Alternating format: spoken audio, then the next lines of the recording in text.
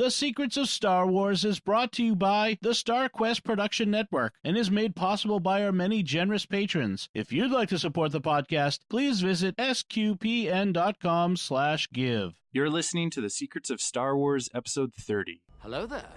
It's a power that Jedi have that lets them control people and make things float. Impressive. Every word in that sentence was wrong. Help me, Obi-Wan Kenobi. You're my only hope. This station is now the ultimate power in the universe. I find your lack of faith disturbing. It's against my programming to impersonate a deity. That's not how the Force works. Force is with me, and I am with the Force, and I fear nothing. Remember, the Force will be with you, always. Hey everyone, I'm Father Andrew Kinstetter, aka Father Fett, and you're listening to The Secrets of Star Wars, where we talk about everything connected to that galaxy far, far away. Today we're discussing Chapter 5 of Star Wars The Mandalorian, titled The Gunslinger. And joining me on the panel today are Angela Cialana. Hello. Hello there.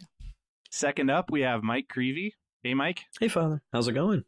Very well. And third today, we have Thomas Sanjurjo.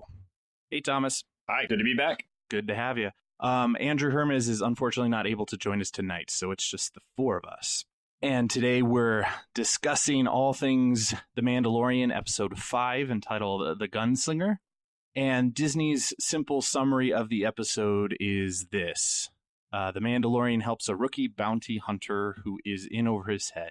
And so after watching this episode, I read a lot of people online kind of debating back and forth whether or not this is just a filler episode or a fan service video or fan service episode, which it sort of has the feel of both. I personally rather enjoyed it. When I first started watching it, I was watching it with a friend of mine, and the moment that Mos Eisley was implied, I sort of got all excited because it was like, okay, we're finally going back to a place that I know. And what I didn't realize was quite how many random references that I was able to spot. So I actually started just a running tally of the random references that I noticed. Nice. And so we can kind of get into that as we go. So I rather enjoyed it. I know a lot of people are not necessarily in the same boat as that. They kind of felt it was too much fan service or, not enough plot moving forward or whatever have you. So what do you guys think of this episode of The Mandalorian? I was surprised that people online, quote unquote, didn't like it because I had fun with it. Like you said, Father, when I heard Mos Eisley, I jumped to the edge of my seat and I was like, what? So, and plus just the way it opened with a dogfight in space. I mean, come on, that is classic Star Wars. So I had fun with this, definitely all the little references, and I trust in Star Wars and in Dave Filoni that everything will eventually come together and we'll see what they were doing with all these crazy little adventures. Yeah, I think I had the same reaction you did too. The dogfight was great. I love the whole little that's my line thing. Yeah. With him, because I don't remember exactly. I didn't go back and check, but I think that's the first or one of the first things, not the first thing that the Mandalorian actually said was when he said that, I can bring in hot or I can bring in cold, so that was fun. And then of course, I wasn't expecting Tatooine. And, I was thinking, we'll get more into it later, obviously, but I think overall, there's certain things I don't know what specifically I would have liked better, but at first part of me thought that they kind of underused it, in terms of what they could have done with a going back to Tatooine opportunity. But, like Angela was saying too, I always hold out hope for there's more to it. You know what I mean? There's, especially with some of the twists, near the end of the episode and stuff too. I don't think we have the whole picture yet, so I'm not going to judge it or anything based on that. It was a lot of fun. And I think we'll get into it a little bit more, but just it flipped expectations. So the Tusken Raiders was a huge one that it added depth to them. I loved that. That was so great. So we'll get to that in a little bit, but yeah, it took a familiar place and it just kind of flipped it on its head a little bit and lets you delve deeper into it. Thomas, what do you think? I liked it. I think I'm liking watching these spaghetti Western rehashes in the Star Wars universe. That's just it's a great way to do this. It's really good for the character. It's really good for like the way the stories play out. Tatooine is a well-visited planet for being so out of the way, you know. It just seems to keep coming up. but no, I really I think it was fantastic. The space battles always bother me in Star Wars because they're science fantasy instead of anywhere close to science fiction. So I'm sitting here watching this space battle and I'm going, yeah, thrusters work different in space. That's not how this battle would have gone down. What are we doing? But that's always kind of the way it is with Star Wars. And so they're fun and it's fun to watch. And they bought it because you're able to suspend disbelief and really watch what's going on there while they're having it. I thought the babysitting Baby Yoda was a fantastic part of this episode too. That was a fun and unexpected kind of sidetrack there. Yeah, not something I would have expected from the character. So just a few random points before we jump into the recap. This episode was written and directed by Dave Filoni, so that was pretty cool. It's also, from as far as I can tell, it's the first time we've actually gone to a place that we've already seen somewhere in the Star Wars canon, at least within the Star Wars movies, for sure. It's Ming-Na Wen's introduction as the bounty in this episode, and I don't know her very well, but she is very active in Marvel's Agents of S.H.I.E.L.D., and I think she did the voice of Mulan back in the cartoon, and she's doing the live action remake of that as well. So she's a pretty big actress in all of this as well. And so we've already kind of mentioned that the episode starts with this dogfight in space with a bounty hunter who's attempting to retrieve the child from Mando. And we have the iconic "I can bring you in warm, I can bring you in cold" line, which was great when the Mandalorian calls him out like, yeah, that's my line. I don't know if this was an explicit reference, but one of my random references there was when he hits the brakes on the thrusters and the other bounty hunter shoots over him. I had visions of the speeder bikes on Endor in episode 6 with Luke as he is being chased by the stormtroopers, and he hits the brakes and does more or less the same thing in his evasion of the stormtroopers. Don't know if that was an explicit reference by Dave Filoni or not, but that was something that I picked up. And then we hear that he's obviously in need of fuel and repair and heads to the nearest planet, which just happens to be Tatooine and the Mos Eisley spaceport. And I don't know about you guys, but I almost was certain that they were going to direct him to land in Docking Bay 94. Yeah. But he didn't. But no, it was 35. And you see the 35 scrawled in the wall. So if anybody didn't catch that in the original series, the 35 is very prominent on the wall of the docking bay there. I couldn't help but wonder if 35 had some kind of reference that we were supposed to pick up on, but I just couldn't think of anything. I don't know. I'm 35, but other than that, I don't think they were doing that. It was meant for you. It was for you. It was just for me. It was special. It was just for you. I feel like we could go down the rabbit hole of all sorts of conspiracy theories and everything with that, but he lands in that docking bay, and we immediately have an encounter between Mando and the pit droids, and I'm sure you guys recognize them too. They're the pit droids from episode 1. And I don't know, I assume that they're the same pit droids that kind of act like the Three Stooges, but it was fun to see them reprise their role, and Mando is very distrustful of them. And that's where we meet Peli Motto, I think, is it? Peli Motto, the mechanic. And I found that she was quite an interesting character. I think she is one that you meet and you immediately assume like she's this rough and gruff kind of person, and she's kind of only in it for the next credit to come her way. And it was really cool to see her progression through the episode as you kind of get to see her, and she gets to babysit Baby Yoda more or less. Yeah, something about her that she said was, I know, no droids. So to me, that signaled that she had obviously worked with him before. So then I figured he must have come at least once previously to Tatooine. Yeah, she didn't seem overly familiar with him in a way, right? Mm-hmm.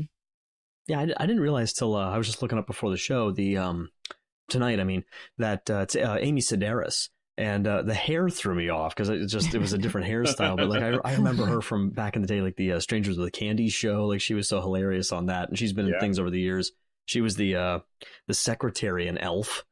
Mm-hmm. If you guys remember that movie. Oh, yeah. Mm-hmm. So James Caan's secretary in that. So she's just been a really funny character, and I totally didn't place her till after I'd checked IMDb tonight. So that was pretty funny. Good casting. Yeah. Well, and he pulled in a lot of the 80s feel. Like I don't know what it was about like her character, but it was like this really 80s thing. It was the hair, and then like the way she was, the jumpsuit and the hair and everything. It was great. It really fit. Angela, to go back to your point briefly, obviously Mando has been here before, unless Tusken Raiders exist on other planets, because he knew right. the sign language to communicate with them, which implies that he has met them before. So, yeah, surely he's been there.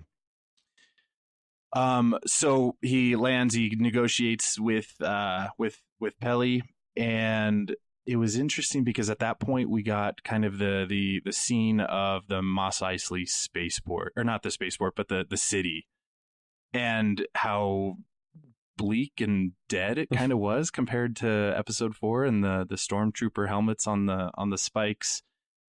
And so I'm wondering what kind of happened in the last 5 to however many years it's been. And obviously the Empire is not well liked there. Well, I think the last time we saw it was just, not to make any comments on it, but the special edition at the very end when they added some of those, like to kind of expand the reaction across the galaxy. And there's that brief little shot of either, I think it was Mos Eisley or Mos Espa, and just everyone cheering and stuff. But this was cool because this is like the furthest ahead, in the timeline that we've seen Tatooine, which is neat. Well, and you bring up the special editions because I think there's a lot of references to the special editions within this episode as well, because of even just the bustling nature of Mos Eisley was added on in the special edition. Mm-hmm. I think speeder bikes were added with the special edition in this Mos Eisley area, but also the stormtrooper riding the dewback, I think, was an addition for the special edition, which is very clearly referenced with the dewback in this episode. So. There's a lot of callbacks all the way around. The next scene brings us back to the spaceport and Peli, and she is playing what I assume to be sabacc with the pit droids. Yeah, Yes, she was. Those are the sabacc scene. cards. Those are sabacc. I would like to see more sabacc played, because I want to know. I know there's official rules and everything, but I want to see how it plays out in the actual universe. Did you guys notice that the pit droids were cheating? Yeah, they were looking. They were switching cards, right? One of them, was handing the other card not under the table, but low enough that Peli couldn't see. Yep. So that was cute. And Baby Yoda is within the ship and makes a shrieking noise, and we are then introduced to the encounter between Peli and Baby Yoda, which was why was he shrieking? Maybe what he was was scared. that noise? Was it the same type of thing that Obi-Wan did to scare away the Raiders? The Tusken Raiders in the first one. It did sound a little bit like the Krayt Dragon, and so this is my thing. I was trying to think about this, and I was like, why do babies make noise? And babies make noise because they're hungry, they're tired, or they have a dirty diaper. But this is a weird baby, Thomas. Yeah, I know, but still, it got me thinking about the Mandalorian changing the baby's diapers. Who's changing Baby Yoda's diapers? Yeah, here? hasn't happened for weeks, as far as we know, or months. So that's I don't know. That's the sidetrack it sent me off on. Why is he making that noise? What is going on here? Well, and that's back to episode 1. So far, the only reference we've ever had, as far as I know, in Star Wars to any bathroom stuff is that back tube thing from the first episode of this show. So now Baby Yoda. There you go. No diapers. Yeah. Well, Peli is concerned, notably, and picks up Baby Yoda and decides to care for him for an extra fee, of course. And And I really enjoyed watching her change because of that encounter. Mm-hmm. Like, again, from the moment you meet her, you just assume a gruff and tough mechanic. And the way that she interacts with Baby Yoda is so motherly and caring and comical when Baby Yoda's sleeping and she's sleeping at the same time. But I'm awake. I'm awake. It's so funny because like everybody's, I don't know how they did it, man, but this thing is the cutest thing ever, and it really, it has become the Baby Yoda show, right? And everybody's talking about it, and then this is the episode where there's the least Baby Yoda. Mm-hmm. Yeah. And on a completely random side note, I'm pretty sure the shop at Disney is producing the plush of Baby Yoda now, but it's not coming until April of 2020 or something. So unfortunately not a Christmas stocking stuffer this year, but and another random thing before I forget, because I will, it doesn't relate directly to the episode, but there's so many memes, of course, and my favorite so far is the scene where he's up on the dashboard and he keeps hitting the buttons from the last episode. And they keep editing it. Every time he hits the buttons, it plays bits and pieces of Toto's song Africa. Have you guys seen that one? And the Mandalorian keeps switching off, and he's just like flipping it, and the ship shakes. I'll send you the link. It's great.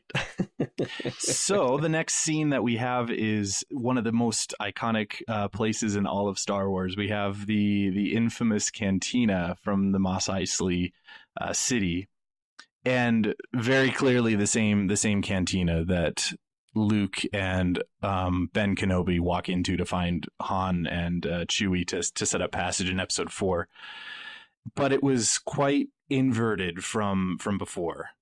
We have in episode 4, it was quite packed, and there was the Biff band playing, and when Mando enters into the cantina, it seems to be fairly quiet. And the noticeable change is that in episode 4, the owners were very anti-droid. And in the cantina now, the droids are actually the ones running the cantina, which is an interesting switch up there. We are then introduced to Toro Calican, sitting in probably the same booth that Han Solo was sitting in when he shot Greedo.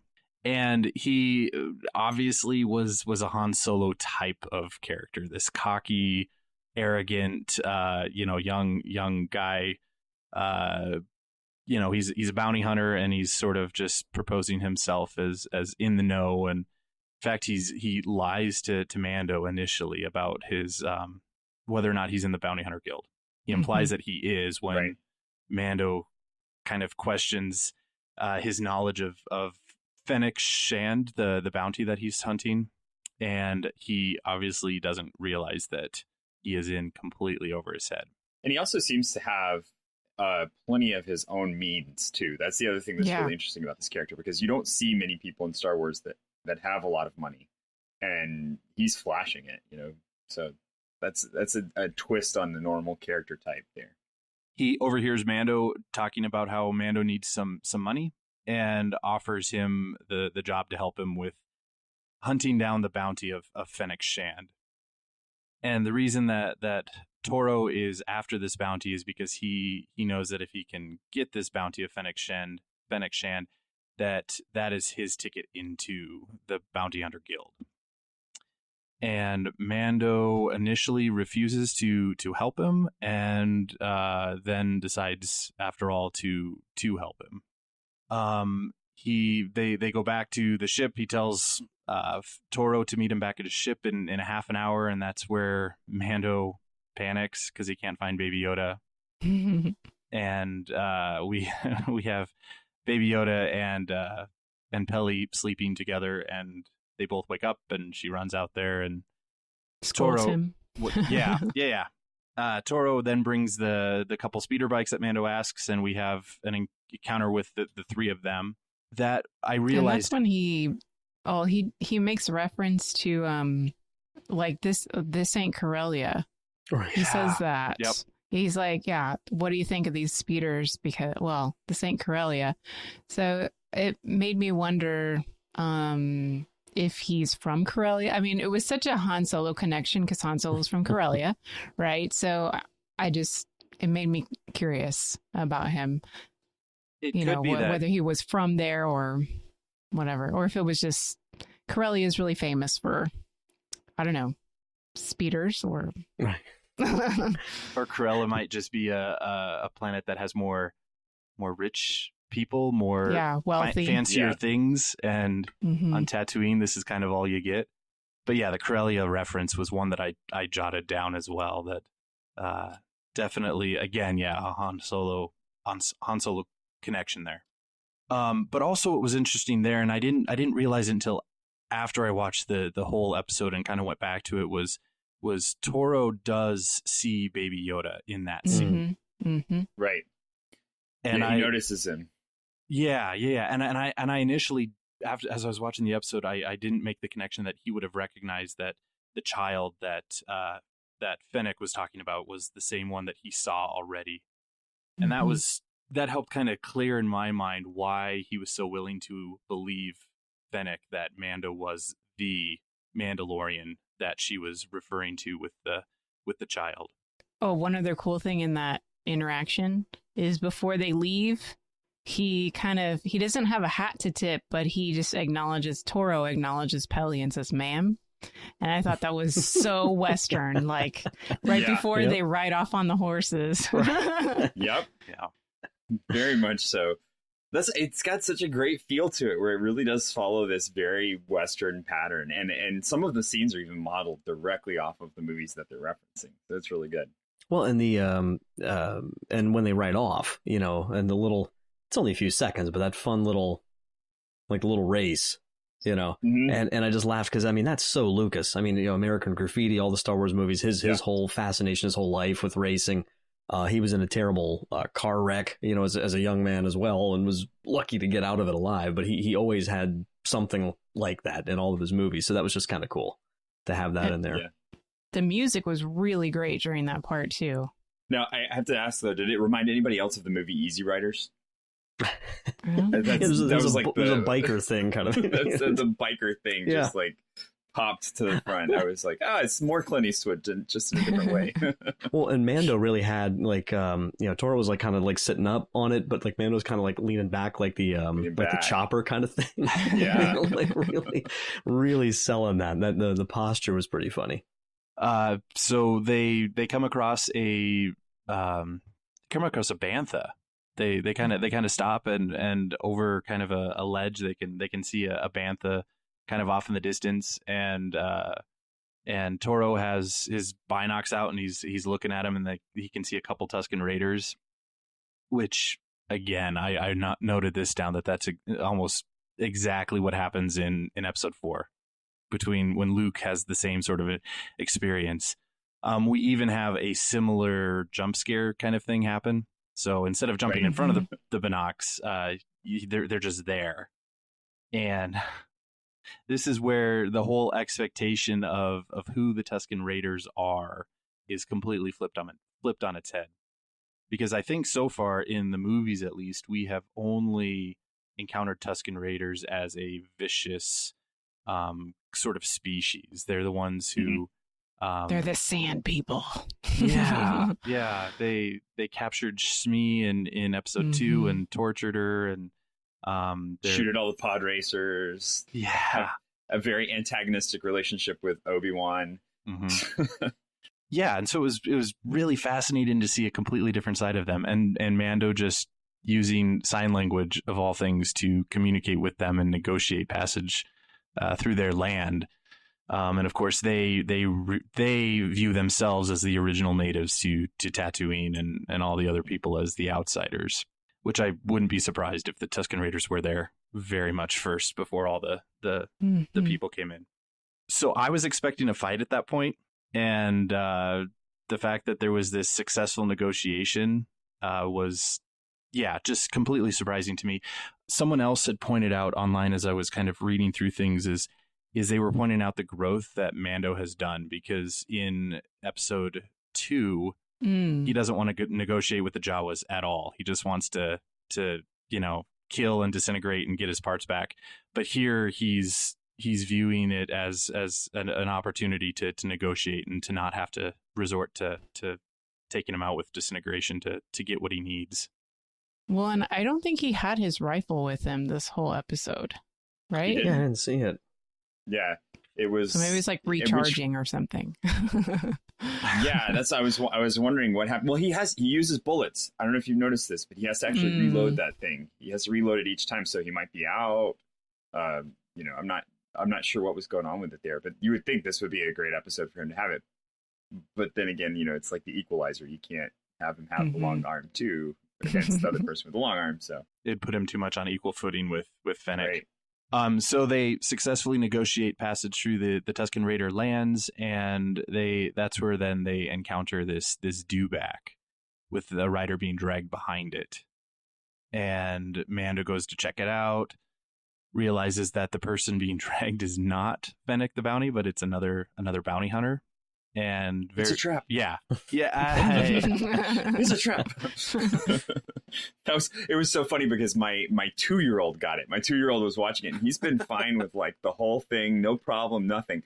As soon as this dewback thing started, he was like tensed up and shaking and like turned around and looked at us like he knew something was up with this scene. He was like, this does not smell right. So it's great. My kids are picking up on all the right stuff. Wow. It's fantastic.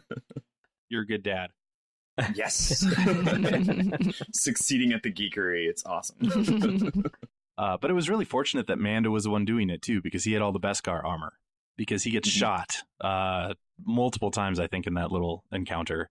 And that's a great line too that he says to him. He says, but from that distance, the Beskar, held up. He's like, I'm not wearing Beskar. And he's like, nope. But I am wondering how durable Beskar is. He sort of implied with that statement that if it was a closer range, that the Beskar may not have held up. And I guess in my mind, I've sort of equated Beskar with pretty much kind of the most durable thing ever. And he's a lot more affected by that. Lightsabers, right? Oh, yeah. It can deflect lightsabers. It can't stop them, but it can deflect them. Yeah. So, and he definitely seemed a lot more affected by that closer range shot. Yeah. So they realize very quickly that they are in a place of peril if they continue to try to hunt her down. And then we have another clear reference to Obi-Wan. Toro and Mando are talking, and I'm forgetting the exact line that he uses, but she's got the high ground is what Mando says to Toro. And that's where they decide to wait until night in order to approach her, as she's out kind of on the ridge out beyond the Dune Sea. And with the idea that Mando has these flash charges that he can use to blind her scope so they can approach her without getting shot.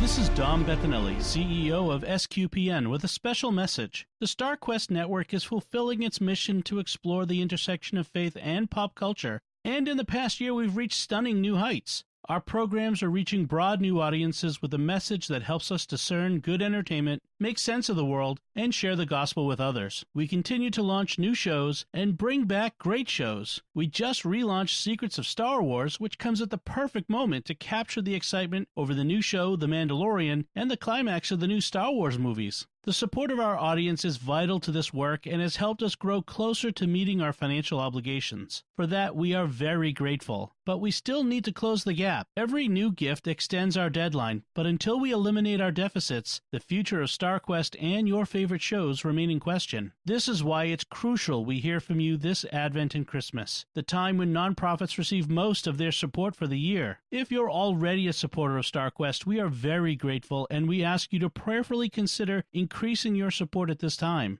If you are not yet a supporter, please become one now. We urgently need your help, and every gift counts. Could you give $15 or even just $10 per month? That lets us provide more than 40 hours of professionally produced shows with compelling content. We have special thank you gifts for donors at several giving levels. If you are a business owner or just want to provide a leadership level of support, we now have a special giving level for sponsors, like in public broadcasting. For $500 per month, you or your business can sponsor one of the shows on our network. Listeners will hear a message in every episode thanking you for your sponsorship and giving your website. We'll also have your name and link on the SQPN webpage and in the show notes of every episode during your sponsorship. Whatever level of support you can offer, whether large or small, please show your support for SQPN this Christmas, and remember that your gifts are tax deductible. Just go to sqpn.com/give. That's sqpn.com/give. And may God bless you and yours as we approach the celebration of our Lord's birth. So they wait until nightfall until they go and check him out, and then we have this interesting scene between Toro and Mando. And Mando is kind of leaned up against his speeder bike, and Toro thinks he's sleeping, which was comical to see. He's like pointing his gun at him and calls him an old man and calls him out for sleeping. And I think what that does is a couple things. First of all, Mando is not sleeping at all. Mando is very much aware of what's going on, and it shows just Toro's immaturity and his again, kind of his cockiness and arrogance in his approach to Mando. Even Mando's sort of treating Toro as a partner, as a comrade, and Toro just he's kind of cocky and immature about the whole thing. It was great comedy. Yeah. And it's again back to the classic Western. You have the old guy who's seen it all. He's been around. He leans back against his horse, pulls his hat down over his eyes, looks like he's asleep, and then the young cocky guy comes over and starts messing around, and the old guy just tips his hat up and says, "You done yet?" And there's like it's like a perfect moment. They played it up so well. It was great. Mando and Toro take their speeder bikes and they head to the ridge, and they use their flash charges to blind Fennec as she's trying to shoot them off. She manages to shoot the speeder bike that Mando's on and shoot him in the chest too, I think, and kind of knock him to the ground. Toro gets all the way over to where she is though, and actually fights her, and she has the upper hand of that fight, and Mando makes his arrival in time to save the day and secure the victory in that little scene. Fennec seems to recognize that the Mandalorian is the one from Navarro, which was an interesting reference. That has to be the name of the planet where the Bounty Hunter Guild is located, and that's the first time that we've had a name for the planet. I sort of assumed, at least in kind of the Legends universe, and I don't know if it was ever in canon or not, but Nar Shaddaa is often depicted as kind of the hive of the bounty hunters over in Hutt space. And that was my assumption of the planet from the beginning, but we now have a name, which is Navarro. Her first reference to it, I'm kind of like, Spain? Yeah, it was like, am I supposed to know what this is? I know. That was my thought exactly. Like, I don't even know where I'm a huge Star Wars nerd, and I have no idea what we're talking about. It was a lot closer to home. I thought it was far away. That's not too far. Just across the pond. So Mando and Toro decide that they need to bring Fennec back with them, but there's only one speeder bike, since Fennec had destroyed one, and they will need additional transportation to get back to Mos Eisley. And Mando suggests that Toro goes and retrieves the dewback that they had found earlier, and Toro doesn't want to leave Mando alone with Fennec, and Mando decides that he will go and retrieve the dewback. And then we have one of the most fascinating scenes, I think, of the episode between Fennec and Toro. And it's Fennec trying to tempt Toro to betray Mando and bring him back, since she recognizes him as the Mandalorian from Navarro that betrayed the guild and took the child, and she tries to convince him that if he brings him back, that will get him into the Bounty Hunter Guild, and he's worth more than she is. And did you guys watch the video by Father Roderick at all? I didn't get a chance to. Because he made some really interesting points here, and I thought it was really fascinating to try to delve into it, because he equated this scene with the scene in the Garden of Eden with Genesis and between Eve and the serpent, and likened Fennec to the serpent trying to tempt Toro. And so there's all these, there's a lot of parallels there that, Satan convinces Adam and Eve in the Garden of Eden to doubt God, who in the language of the episode is the one calling the shots. God is, the creator, and he's the father.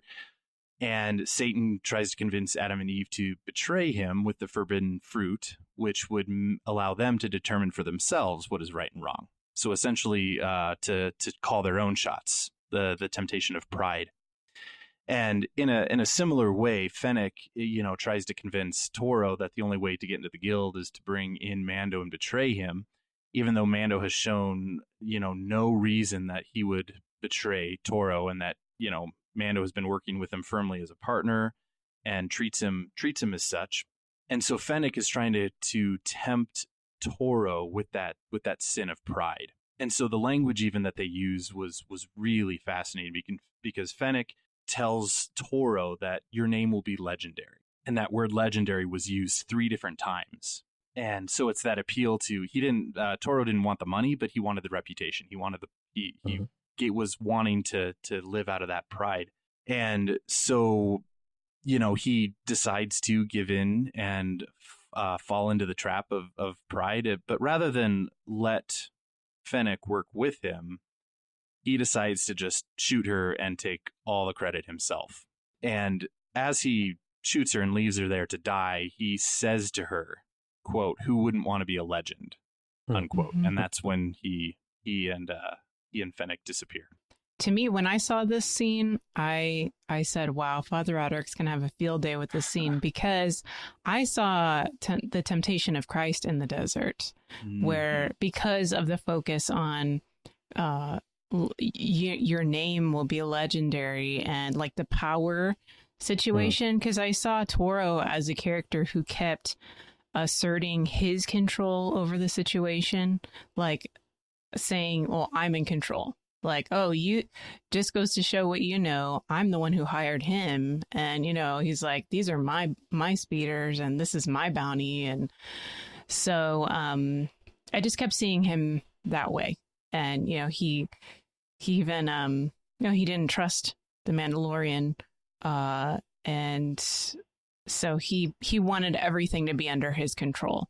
And so I think, like she kind of tempts him with, it seemed like at first she just was trying to get anything out of him, like just let me go somehow, like, oh, maybe you can sell his armor, or then she's sort of like, sneakily trying to figure out, what does he want? What is he in this for? And, so yeah, it seemed like I could have diagrammed it and analyzed it more, but it seemed to me like she gave him maybe 3 possibilities over the discussion. So that's what sort of, and then obviously they're in a desert. So I just thought like the temptation of Christ in the desert. Well, it's interesting too, because this whole, the legendary thing and the pride. I mean, I just went through this with my 9th graders not too long ago. So we've been hitting this theme a lot of the Old Testament with, Genesis 5, Cain's line, the focus on making a name for themselves, setting that up against, the line from Seth, calling upon the name of the Lord, and that sort of that difference there between those 2 pursuits, and then later on, of course, you see it with the Tower of Babel. Let us, after the flood, let us make a tower, let us, make a name for ourselves. So you keep seeing that motif come up over and over again in Scripture about making a name for yourself versus, being called out of self into something greater, which we've seen Mando in a couple ways, from the village and sanctuary, the last episode, and, and the whole thing with his, like, he's following the guild. But it's just interesting. I want to kind of see. I'm interested in seeing his sort of development in terms of what's his ultimate authority, right? At first it seems like it's the guild, but then it's like, no, it's this Mandalorian thing. This is the way.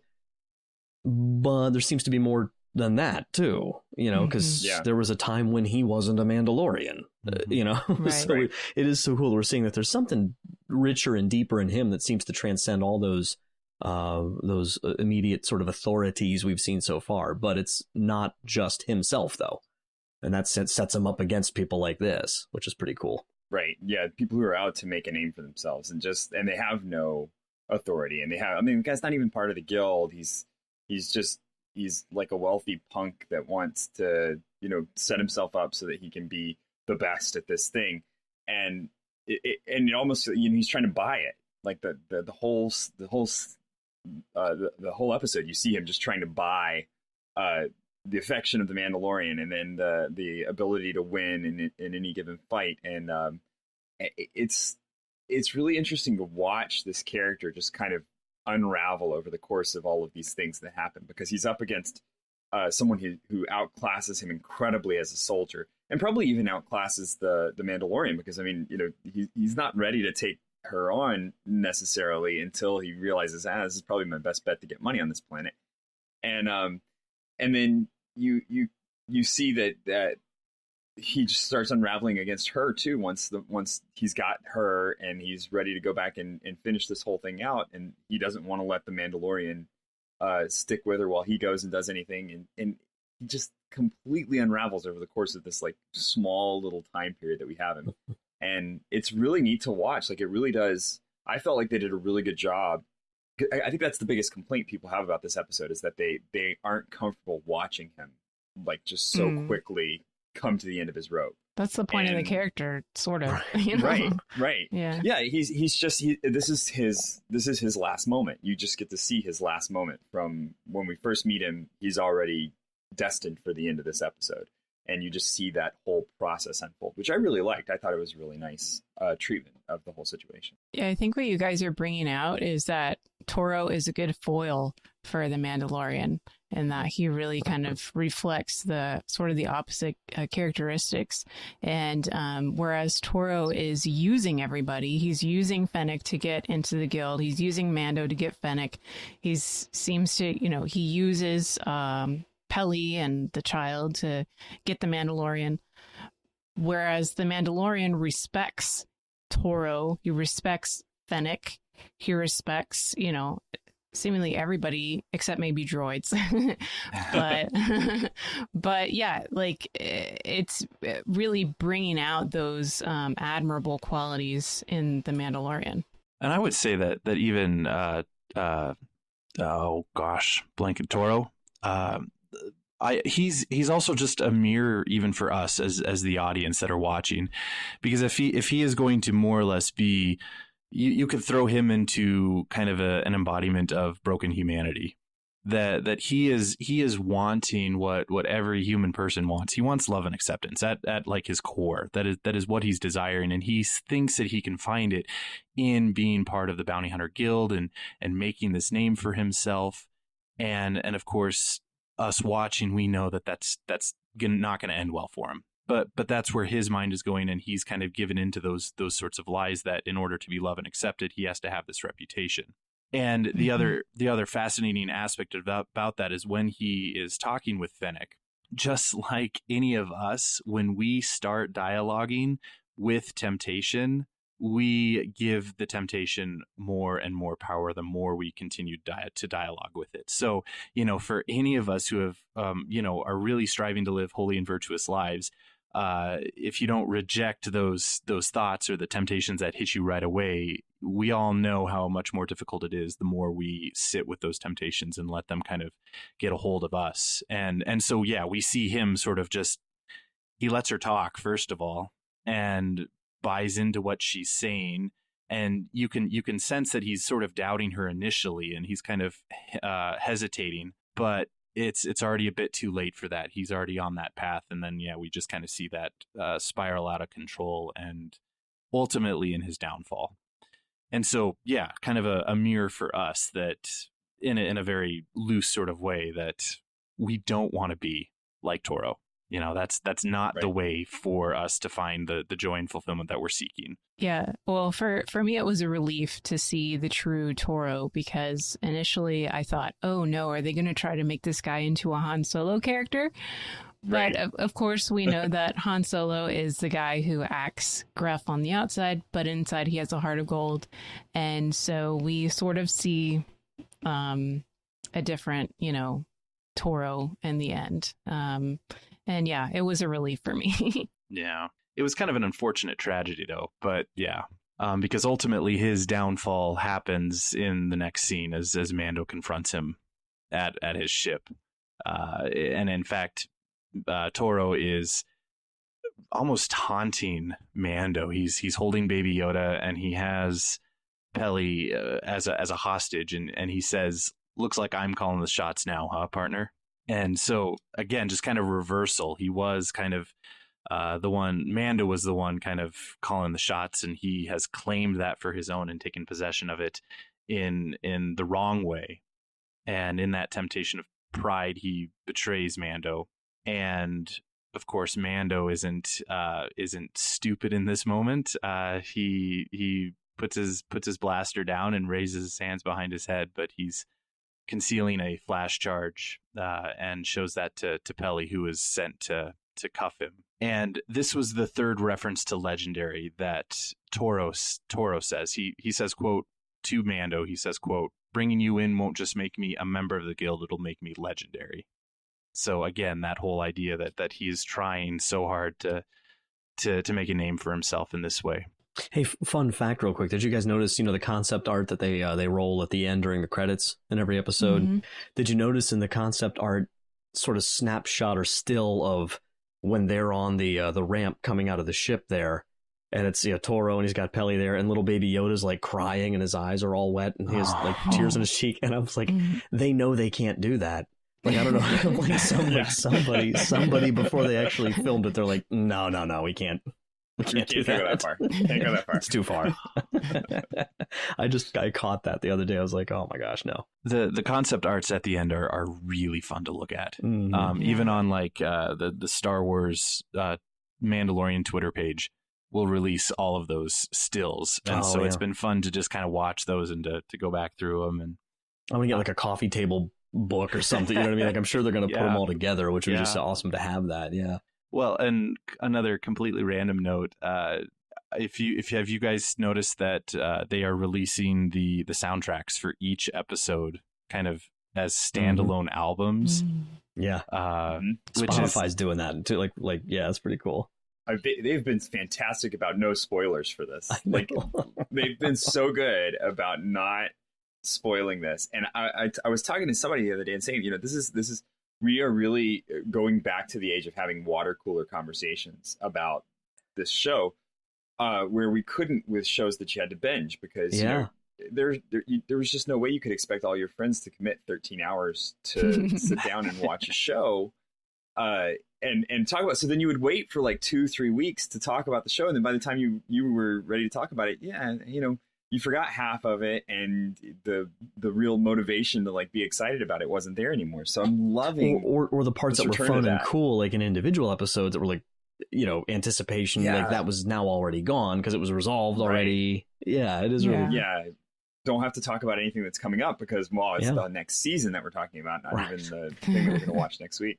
And I found myself like telling somebody the other day, I got to get home so I can watch this thing with my kids, and I haven't done that in forever, gosh, because there's just not anything on TV to watch like that anymore. Well, I think it's like a happy medium too between like it being at a set time each week, which maybe you could miss, but not the binge thing. So it's like you're using the modern technology of like the on-demand availability, but it's on a set day. And it's so funny because like like I said, I teach 9th graders, and it's so funny because a lot of them are watching it, and I'm seeing them get fired up about like the idea of like, oh man, I gotta wait to watch this episode next week. And I'm just laughing because I'm like, that's what TV was, kid.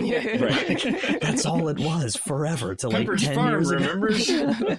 So it's funny that like it's new again, so that actually has, and I think from a storytelling standpoint, that really opens up, possibilities again that aren't there when you have it the other way, so it really seems to lend itself well to it. Well, and it allows us to just digest each episode a little bit more slowly, and that we can have these kind of conversations. It's and not just have to binge watch the whole thing and then just try to remember eight episodes at once.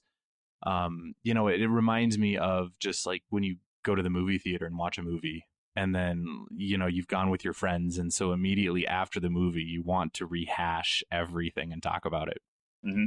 And that kind of an experience is really only capable in those moments. You can't, even if you wait till the next day, you've kind of already forgot about things. So yeah, exactly. So yeah, this is great, and I think it's a great way to use the streaming service, and yet keep that anticipation, that weekly anticipation, which is frustrating and awesome all at the same time.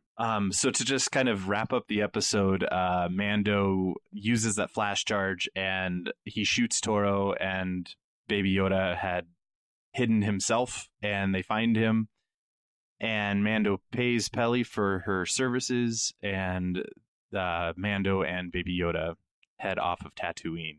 And then we have that last scene of the episode of the unknown person bounty hunter approaching the body of Fennec, and there are the sound of spurs that are being heard, and speculation is going kind of wild on who that might be. My thought is, I was talking to you guys, before the show. I kind of feel like it might be this Moff, and I keep forgetting to look his name up, but Giancarlo Esposito's character that we see in the trailers, but who knows? But one thing I was wondering, like when he specifically said who Fennec used to work for, that she basically was killing for all these crime syndicates and the Hutts and etc., and that the reason she's being sort of put out of business, like her employers are put out of business clearly by the New Republic, so we can rule out obviously anybody that's like New Republic basically. So I'm thinking like this, these sort of desperate Imperials, or like the potential seedlings of the First Order, because this is all over like the rise of the First Order. We're probably going to start seeing some of that hinted at here. Mm-hmm. So that's my guess, something with one of these types of people. So that actually makes sense with, there was a cape, right? Or something like a cape. Yeah. And that would make sense for maybe a higher ranking Imperial, because they do wear those. But it does seem like in Star Wars, a lot of people wear capes or cloaks or, whatever. I was thinking at first, I really wanted it to be Cad Bane from the Clone Wars, who is an amazing cowboy character, but yes, he is. Somebody pointed out that there's no rockets on the boots, and Cad Bane has rocket boots, so it's not him, which makes me sad. But I was thinking it's either the rendezvous that Fennec was going to make in Mos Espa, or possibly somebody who's been tracking Mando, because obviously people are still tracking the child. So maybe somebody's tracking Mando to try to find the child. So those are kind of my guesses. I really, really don't think that it's Boba Fett. Yeah, I don't want it to be Boba Fett. I actually don't want it to be a bounty hunter at all. I would love for this to be, and it makes sense with the character, because if you think about Fennec's not a bounty hunter. So there's no way she would know about all of the stuff that went down unless she had a reason to. And the biggest reason there is coming back to that Baby Yoda thing, and the other people that are looking for the Baby Yoda are the Empire. So she's now an Imperial agent of some stripe, and this is a character that is coming in, that's stepping in to find her now dead, and now has to put the pieces together of how that happened.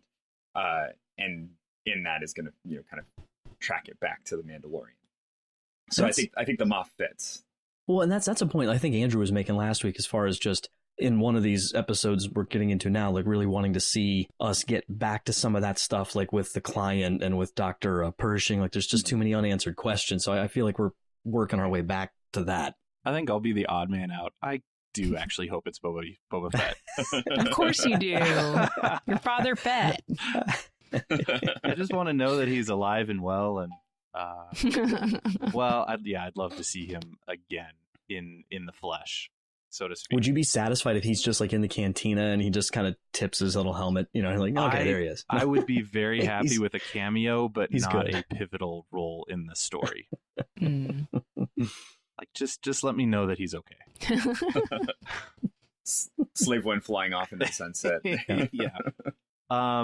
So just a couple other completely random references that I spotted throughout the episode. There is a reference to the Dune Sea. And so just to kind of put this in perspective, the Sarlacc pit and Jabba's palace are all located more or less near the Dune Sea. So this was all taking place within that kind of framework. At one point, once Mando and Toro have captured Fennec, Mando says to Toro, quote, "She's no good to us dead," unquote. Which, again, a clear reference to Boba Fett as he says that to Darth Vader regarding his treatment of Han Solo in Episode 5. And the other random reference that I spotted was at the very end of the episode, once Toro is shot, Peli is telling the pit droids to move the body. And she says, the pit droids ask more or less, where should we take it? And Peli says, I don't know, drag it to Beggar's Canyon. Yep. So, again, another reference there to Episode 4 between Biggs and Luke as they're talking about Beggar's Canyon back home.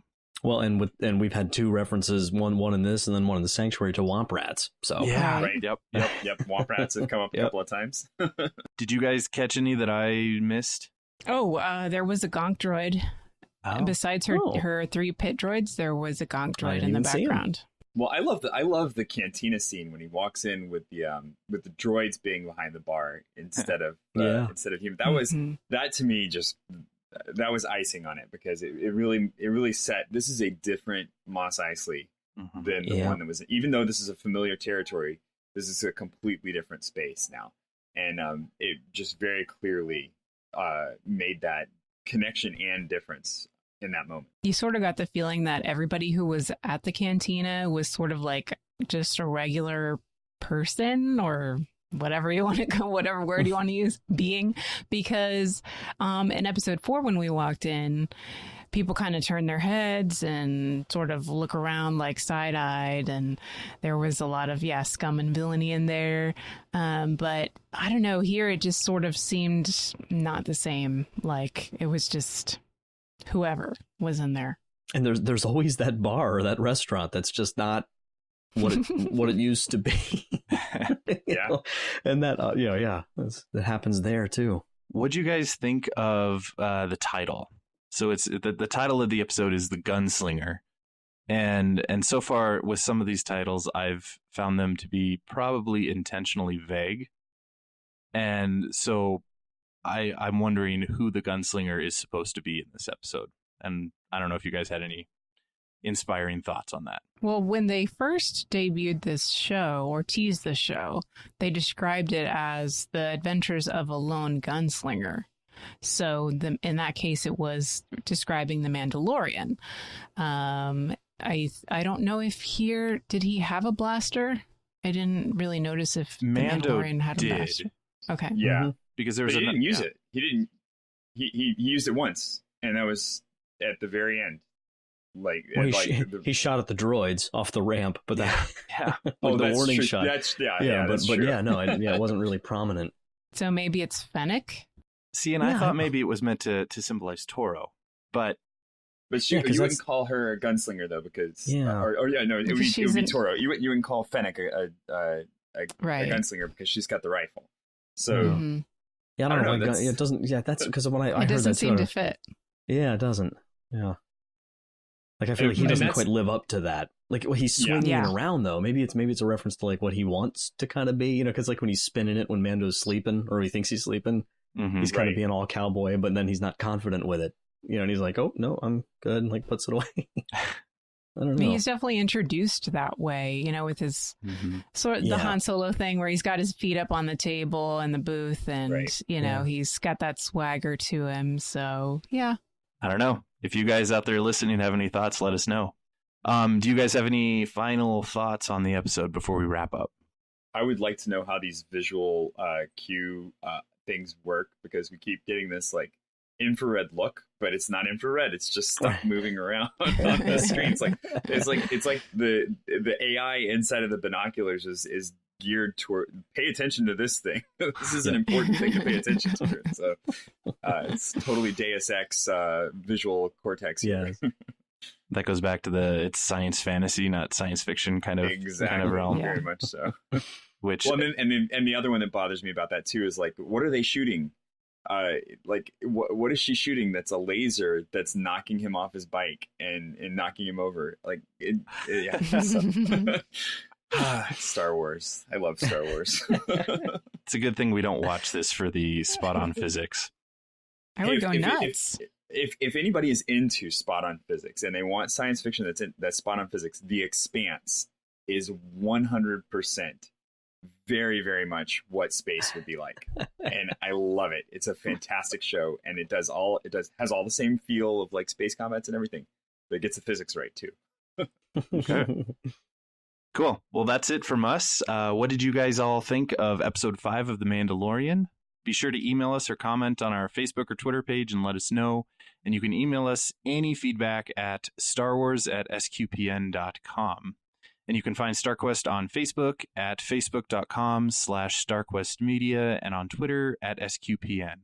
We'd like to take a moment now and thank our patrons who make it possible for us to create The Secrets of Star Wars, including Kenny D, Aaron B, Mariah S, John H, and Edward G. Their generous donations at sqpn.com/give make it possible for us to continue The Secrets of Star Wars and all the shows that we do here at StarQuest. You can join them by visiting sqpn.com/give. Also, be sure to subscribe to the show in Apple Podcasts, Google Play, Stitcher, TuneIn, Spotify, iHeartRadio, or you can also follow us on the SQPN YouTube channel. And to find previous episodes of The Secrets of Star Wars, please visit sqpn.com/Star Wars. And we'll be back next week when we'll be discussing the 6th episode of The Mandalorian. And so until then, Angela Cialana, thanks for joining us and sharing the secrets of Star Wars. My pleasure. Mike Creevy, thank you as well for joining us tonight. Oh, Father, I'm loving every minute of it. Me too. And Thomas, thanks for joining us. It was good to be here. Once again, I'm Father Andrew Kinstetter. Thank you for listening to The Secrets of Star Wars on StarQuest.